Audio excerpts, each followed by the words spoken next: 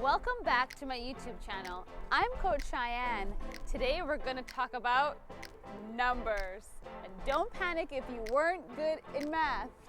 I know a lot of people have been in the comments mentioning, okay, you've taught us how many clubs we need in our bag. 14. You taught us what those clubs and when you should use them. Perfect. We now have gone to the driving range for the first time, so we have confidence there. But on the golf course, you're panicking with your yardage. When to pull out that specific club for your golf game. Today, I'll tell you what my numbers or my yardage looks like. Let's get started.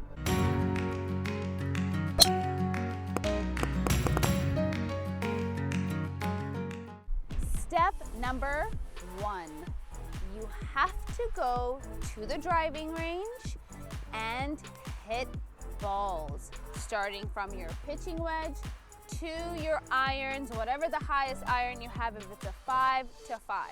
What we need to do is find the average of your yardage. Now, the trick is, it's not the total distance, including the roll. You want to find out what your carry is. Okay, so pitching wedge, what is your carry? 7 iron, 6 iron, all your irons.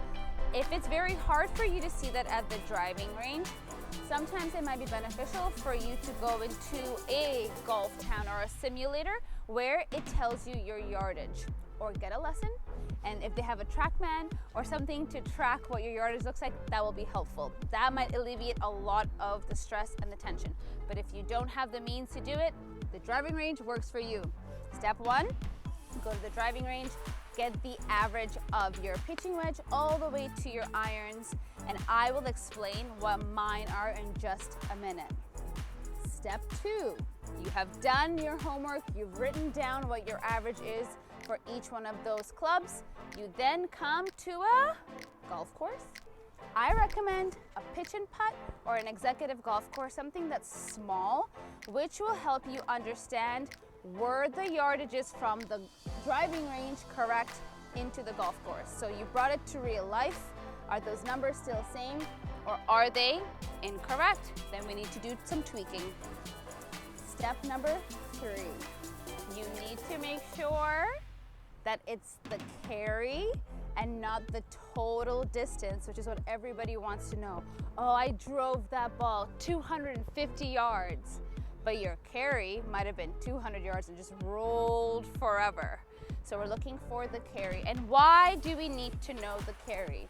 So you are at a par 3. It is 150 yards and to the middle of the green, and there is a bunker in the front of the green. Now, if your ball does not carry 150 yards, it only carries 130, guess where you're gonna be? In the bunker, or as they say in golf, you'll be going to the beach, and you don't wanna do that. So that's why the carry is very, very important. Or there might be a lake or a hazard, whatever it is, that's what it is. So step 1, driving range, get the average. Step 2, test it out onto the golf course. I recommend a smaller course so you build your confidence. Step 3, make sure that it's the carry and not the total yardage. So for prime example, these are my numbers and I didn't fail math. So my pitching wedge goes 100 yards, 9 iron 110, 8 iron 20, 7 130, 6 145, 150, and those are my carry yards. Some days it might be a couple yards short, some days it might be a couple yards longer. That is a much bigger topic we'll talk about another day because weather matters, where you catch on your club face matters, and that's too much detail for what we're trying to do today. So these are my numbers, and I highly recommend take a piece of paper to the driving range. If you already haven't clicked below and gone and downloaded my GAPS document, go do that.